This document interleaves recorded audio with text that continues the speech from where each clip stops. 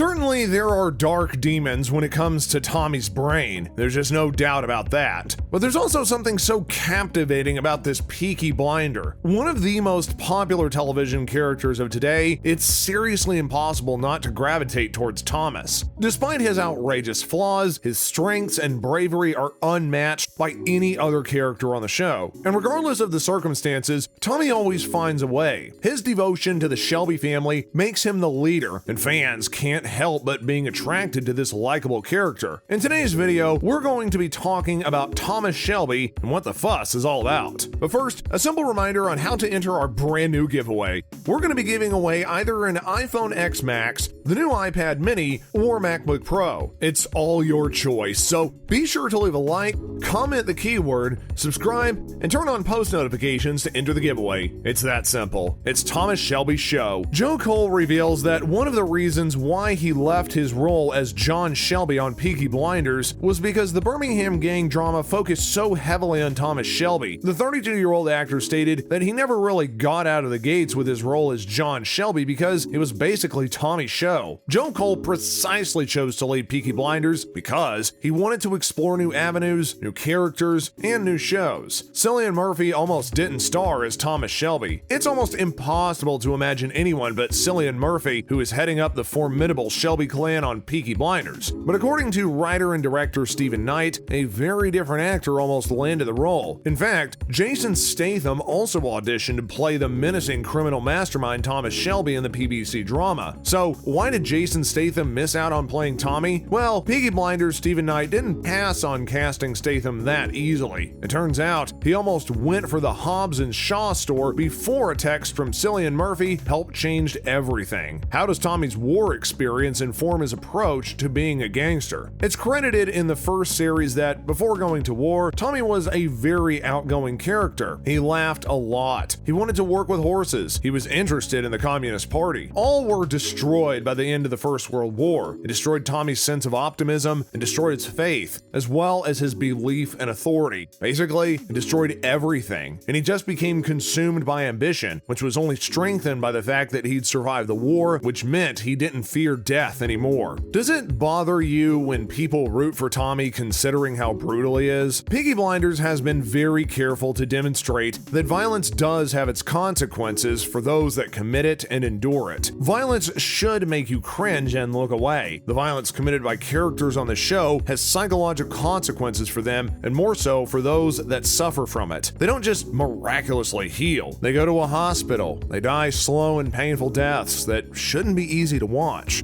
Times that we felt bad for Thomas Shelby. In one sense, Peaky Blinders' Thomas Shelby is a tragic, pitiable character, but in another, he's an evil, dissensible criminal fans can't stand. The suicidal thoughts. Tommy can be a lot of things. He can be evil, mean, you name it. Regardless, his devotion to family is boundless. This has led him to do unspeakable things for his family and Peaky Blinders. On the note of the consequences for violence, Tommy's actions produced a traumatic effect on his brain. In season 5, the writers brought Tommy to a state of absolute emotional weakness that no one has ever experienced. He was overwhelmed, and he just didn't have the words to express his feelings. All he wanted was just a stop to the chaos around him. So, he figured that ending his life would be a perfect solution. The season 5 finale ended in a breathtaking stillness, with Tommy clenching a gun against his head. John's death. It wasn't easy for Tommy to deal with the death of his youngest brother, who ended up getting killed because of a business the Peaky Blinders couldn't take care of. The three brothers were very close because all of them went through something that no one can imagine. John had a strong bond with the older Shelby brothers, such that his presence shaped their characters. Tommy already had a lot on his plate, and this is another traumatic experience which will stay with him forever. Grace's death. Peaky Blinders fans will remember how shocking Grace Shelby's death was in the series. People like Thomas Shelby are never meant to be happy, or at the least, that's what Tommy will tell every single person he meets. And who can blame him? He lost the only good thing that happened to him in a long while, the love of his life,